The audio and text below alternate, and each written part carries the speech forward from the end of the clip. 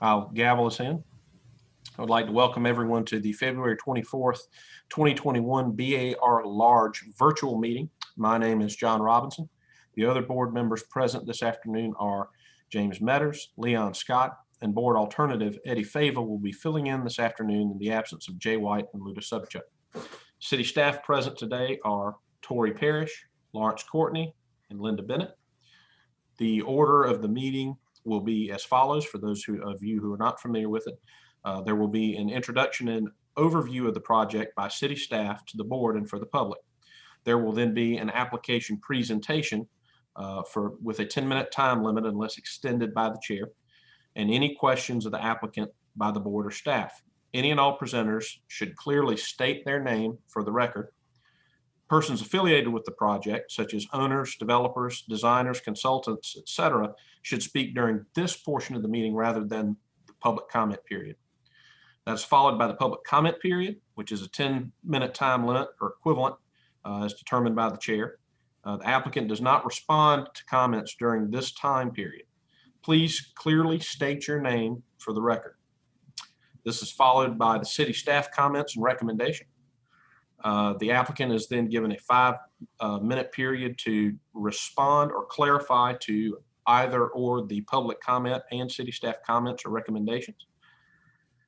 The board will then have a discussion among itself and vote.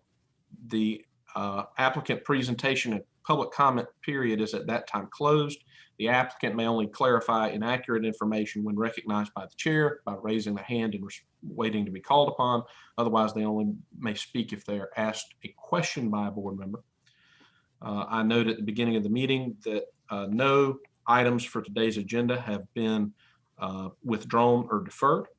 This is a friendly reminder to please turn off all cell phones and other devices.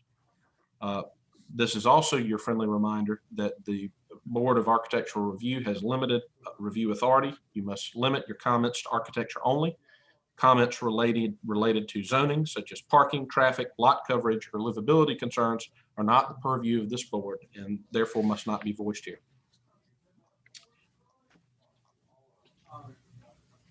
Let's see, I believe we have, Lawrence, would you like me to do the read through on the meeting protocol slide in addition? Please. Staff will control the PowerPoint presentation, and that includes everything submitted by the applicant by the deadline in accordance with BAR requirements. Applicants simply need to ask staff to advance to the next slide during your presentation. Applicants, staff, and board members are required to give their name whenever speaking. Video and microphone has been disabled for all attendees. Attendees, not board members or staff, will only be given the capability to speak when they are called on during the public comment period. The chat and the question and answer functions have been disabled for everyone. This is a reminder for the public comment period that the applicants, all team members, and the public have been required to register, indicate the project that they wish to comment on, and have supplied any documents in advance of the meeting. Just as in an in-person meeting, all applications heard today are part of a public meeting format. If you have registered, you will be heard during the public portion of the meeting, but you will need to state your name and address for the record. Those members of the public that have not registered will be called in order by project. That have registered will be called in order by project. Members of the public that speak are encouraged to remain in the meeting for the completion of the item that they have commented on. Staff will call on the registered members of the public to speak for each project. Unregistered members of the public who raise their hand will not be called. This is a reminder for members of the board that board members will be polled by the chair for comments and for their vote on a motion. Each member, when voting, should respond yay in favor or nay, not in favor. The chairman shall reread the motion verbatim, and the board member making the motion should correct the chairman if he has not reread the motion accurately. If a board member needs to recuse, he will temporarily be removed from the meeting and placed back in the meeting at the start of the next agenda item. If the board needs to go into executive session, they will call into a separate conference line, and all video and audio Zoom will be temporarily turned off until they are ready to return to the regular meeting. Staff will issue meeting results, including staff comments and the board motions to the applicant following the meeting. Results will also be published on the city website at www.charleston-sc bar. For additional information, you may contact that website or send an email to bar@charleston-sc.gov. And this is a reminder that this is a public proceeding. It is being recorded. Okay, let's make absolutely sure that we are being recorded. We are absolutely being recorded. Okay, great. Thank you. Thank you very much. Ms. Parrish? Good afternoon. We have two agenda items.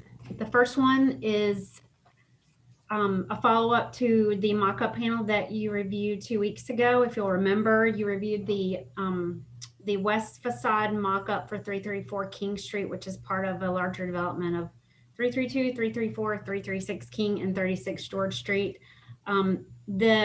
Today you're looking at design revisions to the west facade. This is in the Heights District 36 in the Old and Historic District.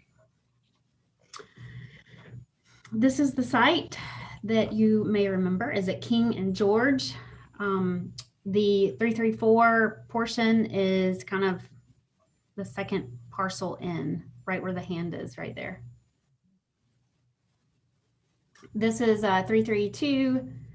This used to be Bob Ellis Shoes. This is the building on the corner when you're looking north on King. This is 334 before it was demolished. And this is 336 King Street. The project uses all three of those facades. And then the next picture is 36 George Street.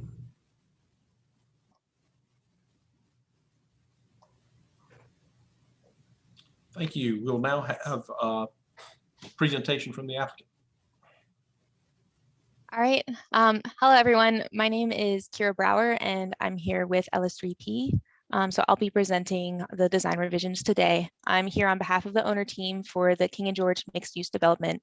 And I'm also here with Steve Ramos from LS3P and the design architect, Michael Zwetbronner from MA Architects. So you can see our request for design revisions on this slide. We're asking for three major adjustments and improvements to the facade. The first one is an addition of a limestone horizontal lintel above the double hung windows.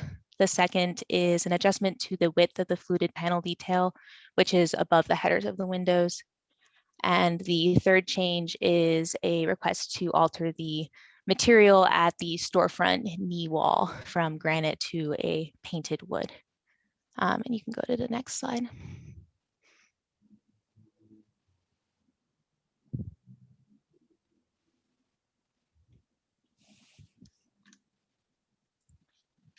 As you move, okay.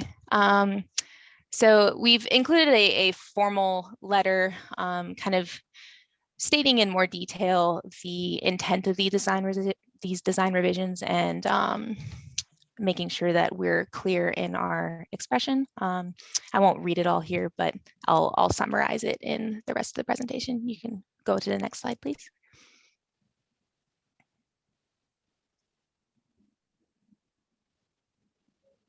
So here we have two renderings. The bottom rendering is the previous design of the west facade, and the top rendering shows our proposed design. So in a little more detail, you can see the addition of that horizontal limestone header above the double hung windows kind of is twofold. It helps to frame the window openings in the facade a little bit better. It gives them a little more definition. And the other intent of adding this detail was to better replicate how the wall would have been built historically with a masonry bearing wall. So we think that this is a little bit more appropriate. It also shortened the height of the fluted panels above the header, and we think this helps bring a little more lightness to the facade. The second change that you can see is that we've increased the width of the fluted panel. It now runs between each pilaster all the way across in that kind of recess behind. And we think that this helps to better define the slender vertical aspect of those pilasters and kind of improves the overall proportions on the facade. And the third change you can see is at the ground floor, the storefront. We've provided a little bit more detail to the paneling at the knee wall and at that pilaster in the center. And this was done in response to our review of the mock-up panel, where that granite sill, as you all had seen 2 weeks prior, it was a little bit foreign and it was a little too dark. And so we think that this change helps make the entire facade a little bit more cohesive. And you can go ahead to the next slide. So here's our 2D elevation of the west facade. We've provided clouds over the revisions. And I'd like to comment here that the kind of intent for the signage band is to have those horizontal headers and the base of the signage band to run all the way to the side, which is what we've drawn in the rendering. It was a little bit unclear, which I think was one of the staff comments. So just to clarify, that is correct. That's what we would like it to be. And I think you can go ahead to the next slide for some more detail.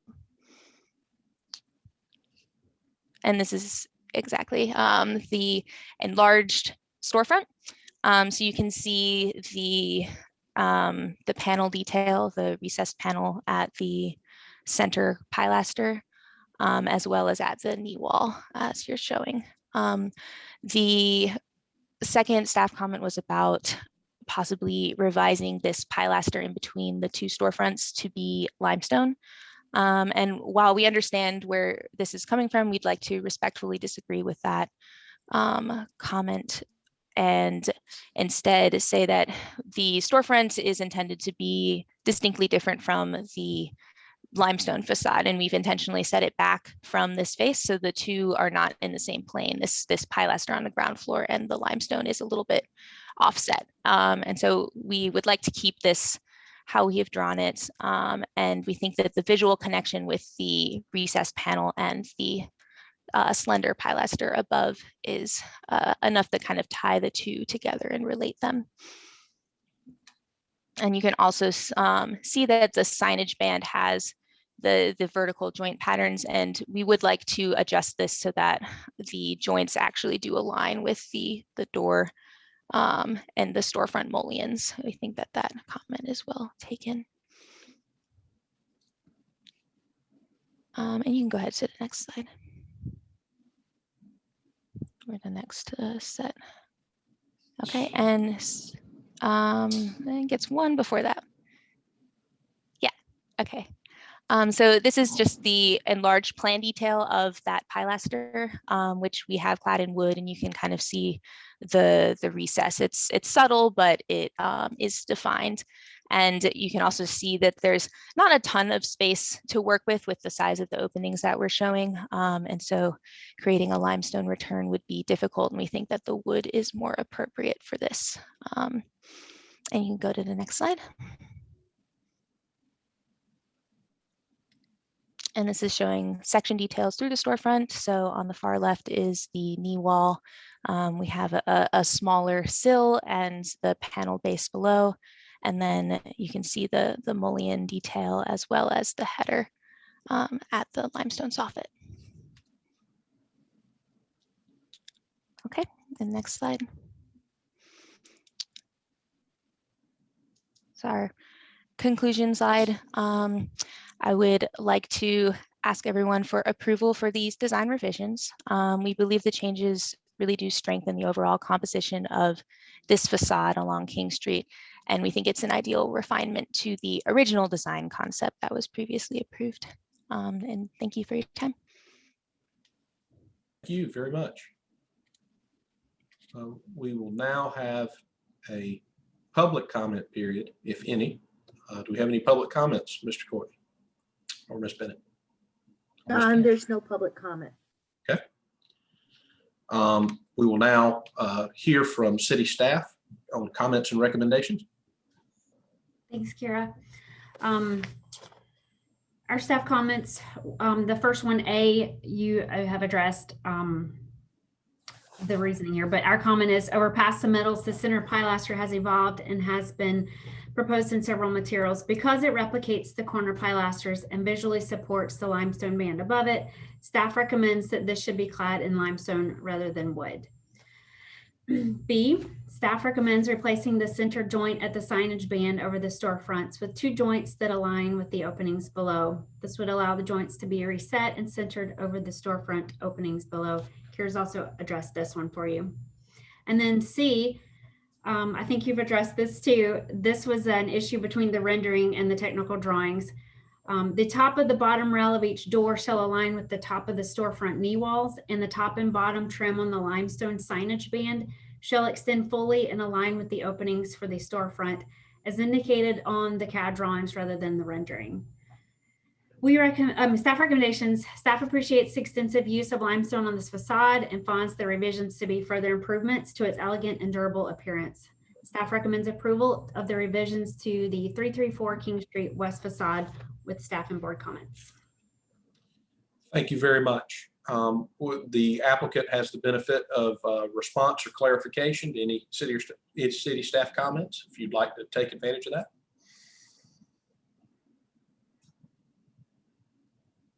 I don't believe that I have any clarifications needed. Okay, thank you. All right, we will now move to board discussion. Any fellow board members care to discuss this particular project? I have no comments. I think they've done a good job at it. I'm comfortable with staff comments.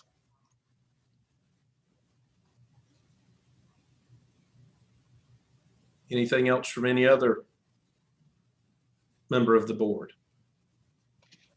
before we move to a vote? Well, I'll make a motion if I'll make a motion for approval of the revisions of 334 King Street West facade with stat and board comments. I'm sorry, this is Leon Scott. And I was going to acknowledge that, Mr. Scott. Mr. Scott, I understand your motion to be to approve the revisions to the 332, 334, 336 King Street, West 334 King Street facade with staff recommendations. Is that correct? That's correct. All right. John, this is James. I'll second that. Thank you so much, Mr. Metters. All right. Having a motion and a second, I'll call the roll. Mr. Metters, how do you vote on this proposal? Yay in favor. Mr. Scott, on this proposal? Yay in favor?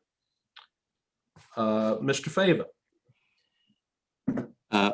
Yes, and if I may, just one quick comment, I apologize because I think my microphone was muted, but I just got it up, so I know we're in the middle of a motion.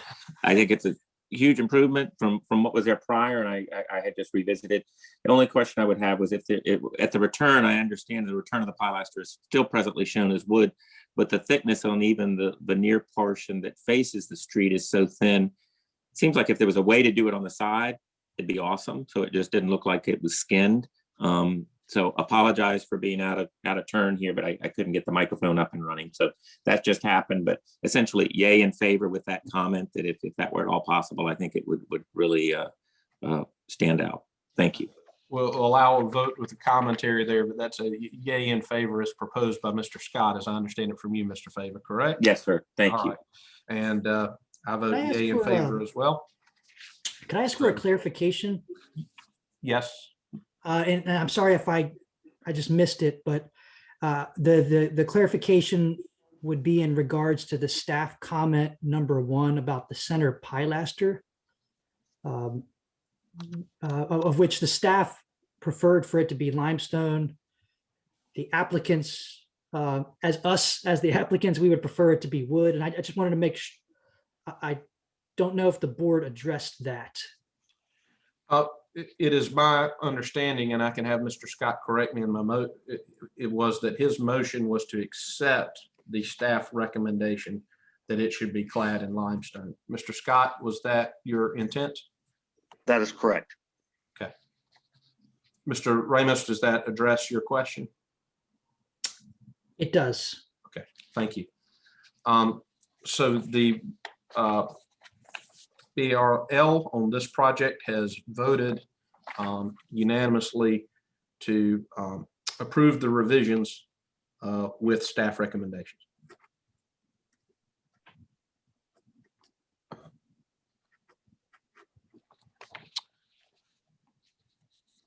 Thank you. Thank you. Thanks, Steve. Thank you. Thanks, Steve. Thanks. Thanks, Karen.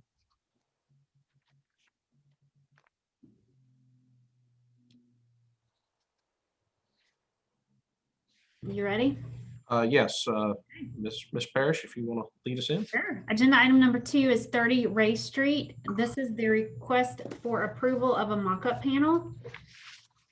Category 2 building, West Side neighborhood, height district 2.5 in the landmark overlay category. Okay, thank you very much. We will now have application presentation by the applicant, if you'd identify yourself. Okay, I don't know. Can anybody hear me? This is Eddie Bello.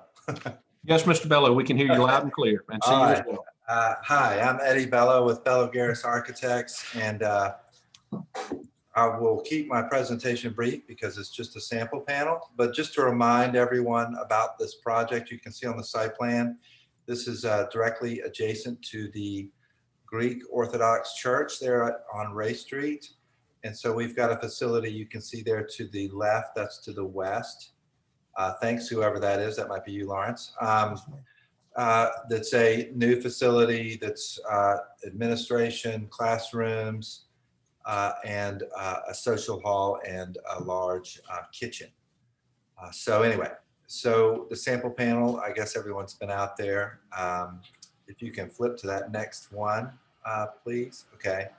And just again, to remind everyone, and I know Mr. Fava, I don't think he was around when we brought this through, but the intent of the new design was to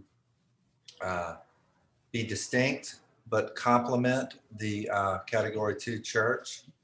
And so the materials, we have the materials reflect that. It's a very contemporary approach, very clean.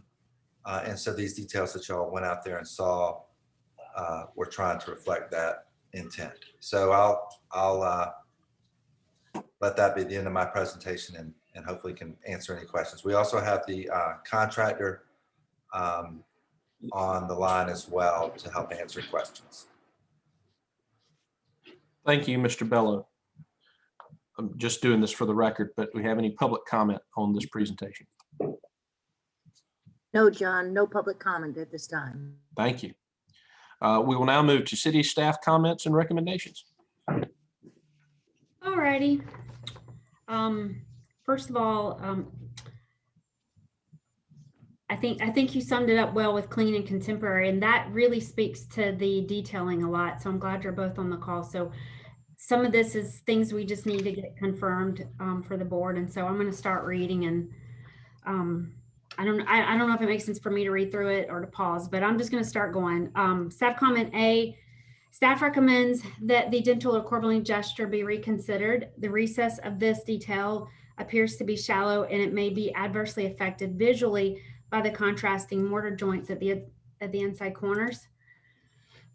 Regarding the mortar color, staff recommends darkening it a bit to make the facade more monochromatic like the renderings and more differentiated from the historic church. All flashing is to be kept consistently uniform. I'm sorry, I jumped a line. All flashing is to be minimized and painted to match the adjacent exterior material. Joints are to be kept consistently uniform. Some head and bed joints are excessively wide. Control joint and sealant colors need to match the generalized brick mortar blended color, the color you see when you step back from the wall 15 to 20 feet and squint your eyes, inconspicuous. For clarification, applicant should confirm if all flashing conditions are present on the mock-up panel. For clarification, it is understood that the applicant's intention regarding the pre-function projected roofs is that they are cantilevered with no visible hangers as shown in the mock-up. For clarification, applicant should express their intention to let the wood siding maintain its present finish or to weather out to gray. The details frequently do not agree with what is shown on the mock-up. This begs the question of whether the mock-up was simply built incorrectly or whether the details were restudied during the mock-up construction. Other observations of the mock-up panel include the following. Sealant between the wood and brick at the masonry opening for the window is black, which does not coordinate or match the color of the wood, brick, or mortar. Adjust the color of the sealant to match the adjacent primary building material, generalized blended color, not the window or door frames as noted in the final review by staff, comments, and mock-up comments. The wood shiplap siding in the masonry opening for the window is sized so that a joint of the siding aligns with the window head of the drawings, on the drawings. On the mock-up, this alignment does not exist and a window surround is in place. Please confirm intention. Is this a result of window size availability for the mock-up only? We suggest a restudy and coordination. The trim or flashing around the window in the masonry opening is irregular and inconsistent. This detail is shown as more consistently uniform on the drawings. The projected cantilever roof jogs around the masonry wall edge on the mock-up panel. This is not in the drawings and it's not apparently the intent of the design. Metal detailing at top of the sloped wood and window systems does not match similar detailing elsewhere. No control joint is shown on the mock-up panel. For prior comment, the sealant color would be the generalized brick mortar blended color as noted in the staff review and mock-up comments. No through-wall flashing is in the mock-up panel. Please confirm. Per prior comment, this would be minimized and painted to match the adjacent material. And I believe this is last. No. Hardscaping is required to be shown on the mock-up. It is assumed that specialty pavers will be used at the outdoor pre-function area. Please confirm or clarify if this has been downgraded. The mock-up needs to clearly show how the building will meet grade or hardscaping. There needs to be a tighter joint where the wood meets the coping material, the coping metal at the projected cantilevered roof. Staff recommends a tight vertical hemmed edge brought down below the wood as a drip edge with preformed corners and a tighter joint between wood and metal as shown elsewhere. At the bent plate edge corner detail where the brick and wood shiplap are mitered, the craftsmanship of this detail needs to be much better to create clean, crisp edges. This detail is a critical aspect of the design. However, the sharpness that is the intent does not exist in the mock-up panel. The brick, wood shiplap siding, and metal edge do not meet tightly. The bent plate edge needs to be painted black prior to other work. Alternatively, this detail needs to be restudied. And just as a comment, when we were there, one side was unpainted and one side was painted black after install. At the bottom of the sloping panel of wood shiplap, a reglet or trim piece creating a reveal appears to be used. This should match the similar detail shown elsewhere with a tight joint. Generally, the metal portions of the mock-up need to be handled in a much better manner in terms of workmanship with tighter and cleaner joints. No exposed fasteners are to be used. At the top of the sloping panel of wood shiplap, there is a gap between the shiplap and the bent plate. This should be tighter as is shown elsewhere. At the masonry opening for the window, the brick is lipped around the lintel angle and painted the darkest color of brick with the mortar joint between. However, the contrasting elements cause the brick to appear as if it is veneer or thin brick. The underside of this lintel and mortar is to be painted the generalized brick mortar blended color as noted in staff review and mock-up comments. There's an odd flashing or sealant condition at the bottom of the wood siding as it dies into the precast panel at the bottom. This needs to be cleaned up with the flashing minimized. While the wood miter joints at the projected roof canopy are not bad, they do not align with the outside corner of the coping. The cedar wood siding used should be relatively even in color, range, and tone. Okay, I'm glad there's a lot of this we can talk about, but staff recommends a strong deferral, if not denial, and reconstruction with staff and board comments. If the board is generally amenable to the masonry work, staff recommends the reconstruction of all non-masonry parts below the dental work if that is to be restudied. Thank you very much, Ms. Parrish. We will now allow the applicant to respond to clarify in response to any city and staff comments or recommendations. Okay, well, I am going to go down point by point. No, just kidding. That is the most comments I've ever had in all of my years. So, but I'm not complaining. I think in general, as a general response, the majority of those comments we completely agree with in terms of quality, omission, flashing, the things that don't match the drawings, those types of things. So no comment there. I do want to comment on two things, really the first two, about the dental or corbeline detail. During the design review process with the BAR, we were asked to bring some detailing from the church building into the new design. And so the intention was to have a fairly subtle detail that if you look at the existing building, which is from the 1930s, it's not that old, but it has a very, as you would imagine, a very traditional corbel detail, a lot of brick detailing on it. And so with our approach was to take that BAR comment and reflect that in the building in a more subtle way. So maybe it's too subtle, but again, that was a direct response to the board during the design review. And I think at this stage we could consider it, but I'd rather just kind of keep what we already have approved. But, you know, it depends on what y'all say. The second thing that I do feel very strongly about is the mortar color. We spent a good bit of time, as you can imagine. We have a church committee. We have a lot of very interested people. We had several brick samples made that the BAR never saw. We studied many, many options for the mortar, and we really like the mortar. We feel like, I don't know that the intention was ever for the building to be completely monochromatic. Maybe the renderings were not as clear, but they were just renderings. I think once we got out in the field and we went through the process of actually looking at the actual brick, and the actual mortar and the different combinations, we're really happy with this mortar. And I think as one of the designers, I would be opposed to making it much more monochromatic. I think the building would not be, I don't want the new building to feel too heavy next to this older church. So that's our only, I think my only beef is that I would ask that the board maybe reconsider changing the mortar color because we're happy with it. We feel like it goes well with the brick. The other things, and I'll be quiet after this, but you know, it is our intention. I'm just looking. I wrote some notes down as Ms. Parrish went through these. Our intention is to show the flashing. We are showing a stain on the wood. That I've used that detail a few times, and the intention is right now is to have the stain that will weather out, which we think will look very handsome. But you know, there's nothing I wouldn't think to prevent the church if they wanted to restain it once in a while. And then the other things I think are all comments that, you know, either something was omitted or some sort of quality issue. And we agree with those. We've been working with the contractor to help to try and resolve those as much as we can.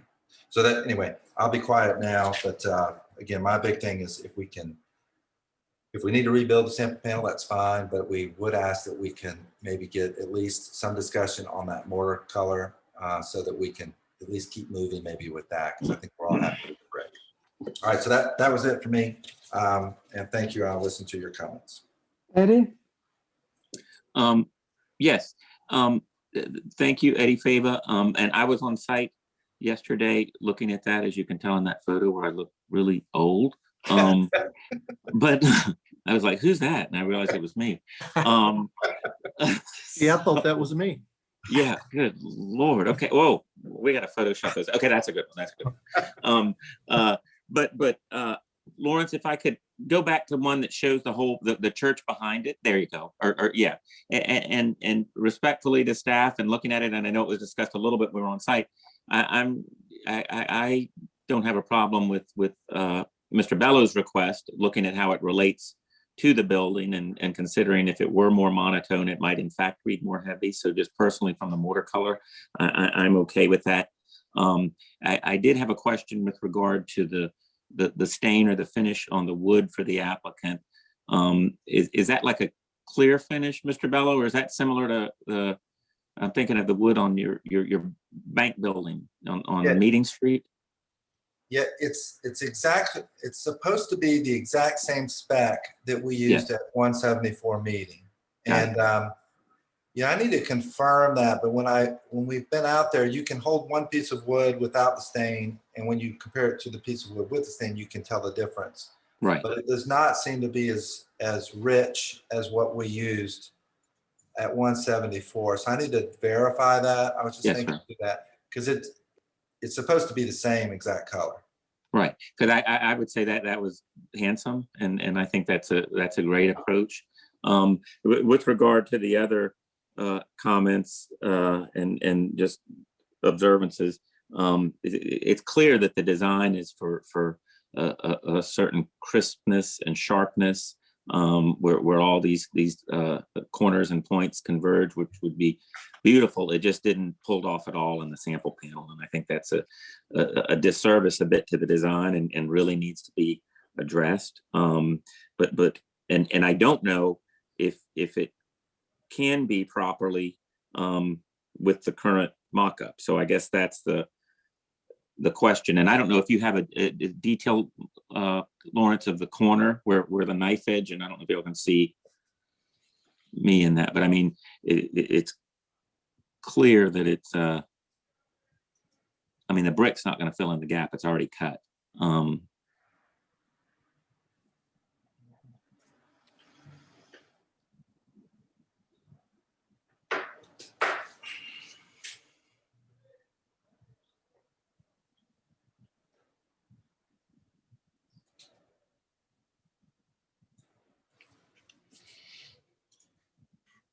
Oh, there you go. Because I mean, I've got it on here, but I don't know if that's something you can see or not. But I just don't know how you repair that, short of, because it's not going to be filled with caulk or sealant. But the design intent, of course, that it's crisp, and it varies from top to bottom at the width, and it doesn't meet that the steel piece in the center evenly at all. So that's very unfortunate, because I think it does a disservice to the design and the intent of where that's supposed to be headed.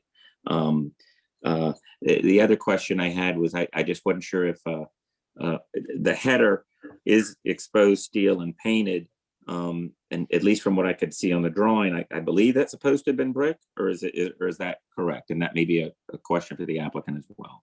And it's more the header, like,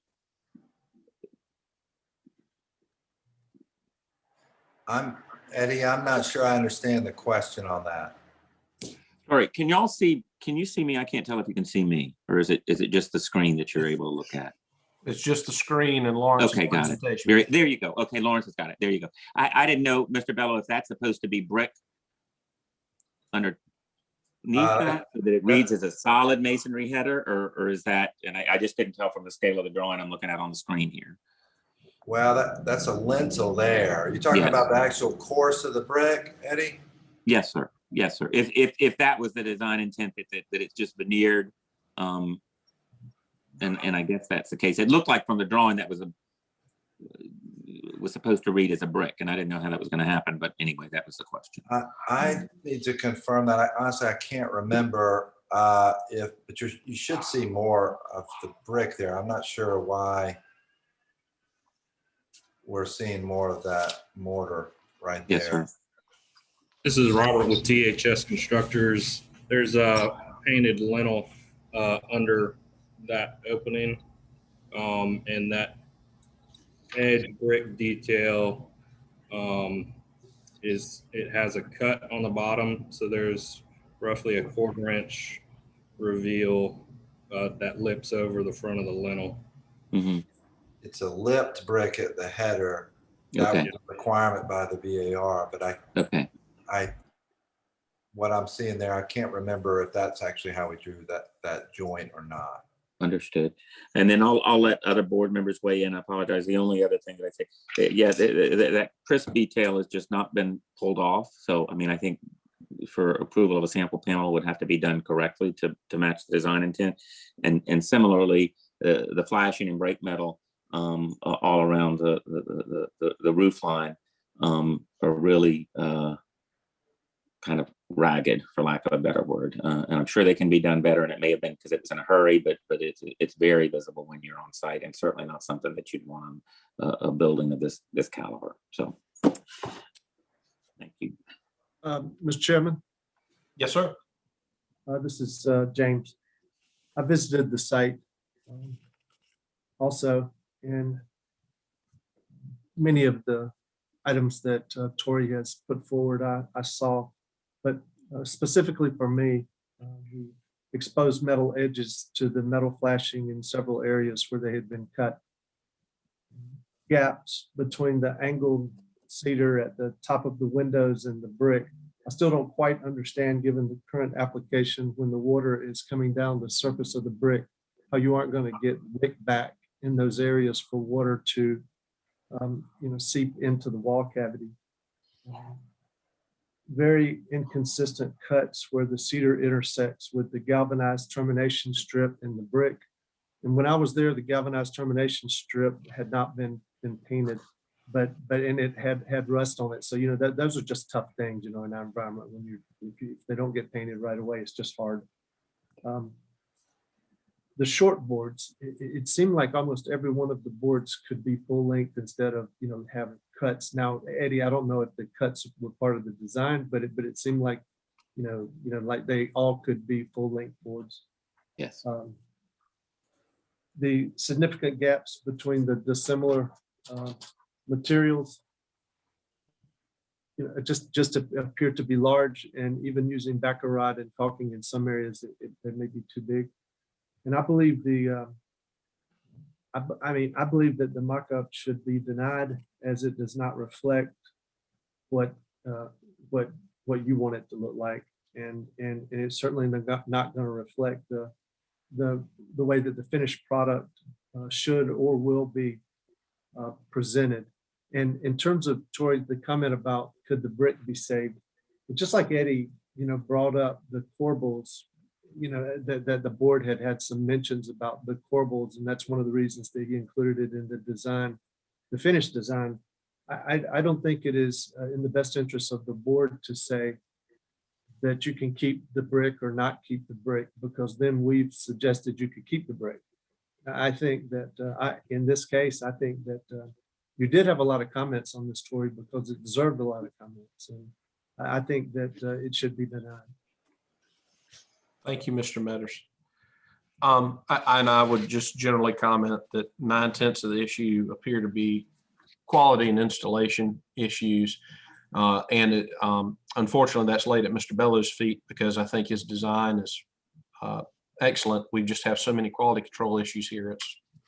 They need to be sorted out. That would be my opinion as well. And so I join in Mr. Metters and Mr. Fava's opinions and concerns regarding the presentation of the mock-up and how it is differentiated from the crispness of the design.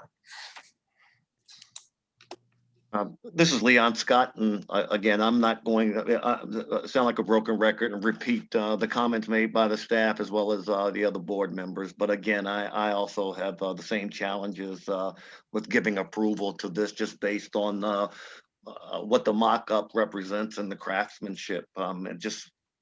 I think there's a lot of work to be done. So, Mr. Chairman, I'd make a motion if you're ready to entertain one. Yes, sir. Just one last request. Any further board comment? Hearing none. Mr. Metters? Sorry about that. Thank you. No, not at all. So before I make this motion, because I value both what Eddie says as well as the other Eddie and also Tori. So, we've had conversations about the mortar color and the corbels, and those are both in the suggestions of things to be looked at. So my motion is going to say those two items, and frankly, I can't read it on my phone what numbers they are, but it would include that those two items be looked at, but it's not suggesting a change be made, but it's suggesting that they be looked at. With that in mind, I would make a motion to deny the mock-up panel as presented for 30 Race Street, incorporating the comments by the city staff and board members. Mr. Metters, I've heard your motion to be to deny approval of the mock-up panel, and in that denial to include the comments of staff regarding the mock-up panel. Is that correct? Yes, sir. Is there a second from the board to that motion? This is Leon Scott. I will second. Second from Mr. Scott. All right, I'll call the roll. Mr. Metters, how do you vote on this motion? Yay in favor. Mr. Scott, Yay in favor. Mr. Fava, Yay in favor. and I myself vote yay in favor. So that's two unanimous opinions this evening. Want to thank the applicant for their work on this project and trying to move this forward. All right, thanks, everybody. Thank Thank you, you. Eddie. Thank you. Thanks, Sean. Thanks, everybody. Thank you. Mr. Courtney?